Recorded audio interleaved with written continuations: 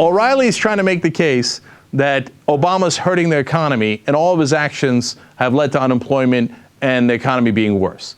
Here's the problem for him. His guests aren't buying it. This is fun. Watch. You know that everything I said in that memo is true, correct? Absolutely not. I would say almost every part of it is wrong, except for the fact that I think it's better if he's on vacation because he works terribly hard and he deserves a vacation. So you think he's a positive force in the economy then? You think President Obama is a positive force? I don't think he caused the recession. No, but now, is he a positive force, Mr. Stein?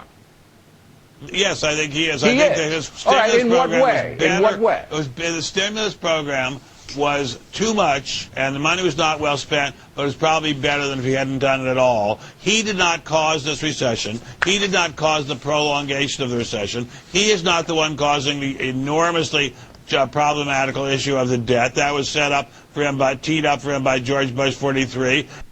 That's fascinating. Ben Stein is a deep conservative. For him to throw O'Reilly off like that, well, don't worry. O'Reilly's got a guy who's an investor and a rich guy. He's obviously going to agree with O'Reilly. Let's watch. Do you think, Mr. Rogers, that President Obama is a positive force in the American economy at this moment? I think he's a neutral force. I don't think he's a force at all. I don't think he has much control of it. I don't think he can do much about it.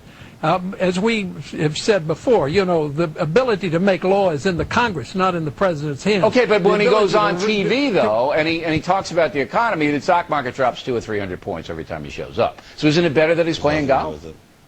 Well, I don't think it has anything to do with whether he's playing golf or not, whether the stock market goes up or down. He doesn't control that either. He has very little influence on that.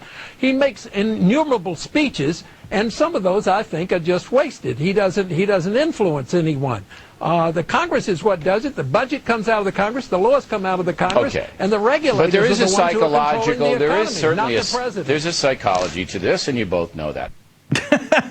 His guests totally disagree. It's not Obama's fault. And he's like, you guys both know that. It's totally psychological. I mean, maybe the numbers don't agree and the stats and facts don't agree, but it's psychological. You both know that. So come on. This is enough bashing of O'Reilly, right? I mean, his guests have to agree on something, right? Maybe not.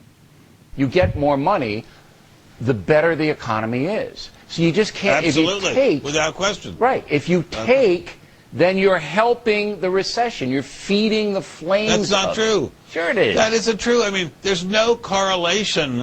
I'm going to call you Mr. O'Reilly. There's no correlation, Mr. O'Reilly, between tax rates on millionaires and people above that level, billionaires, and the growth of the economy. We've had what do you think business people are?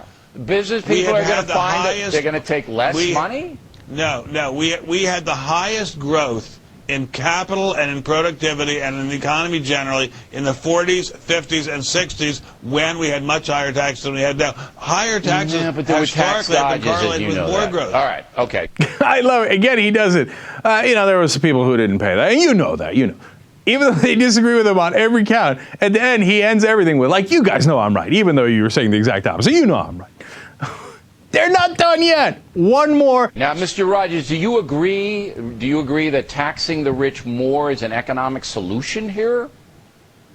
No, and I would also submit, though, that Ben is right in the following sense, that there is no correlation there between taxes and the rich paying those taxes. Even though initially you would get more, the economy would go down because business would hire fewer people to make up for the higher tax rates. Sir, there is no correlation of raising taxes and unemployment. There is none. Don't believe it for a second. If you can show it to me, I'll eat your shoe. All right. What I loved is, O'Reilly's like, can I get agreement on anything?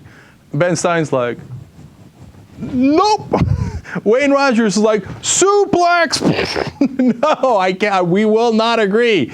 Saying that you're taxing the rich more is somehow leading to bad economic numbers is just not historically true.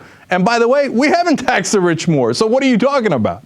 So as usual, O'Reilly, totally wrong, epic fail. Go.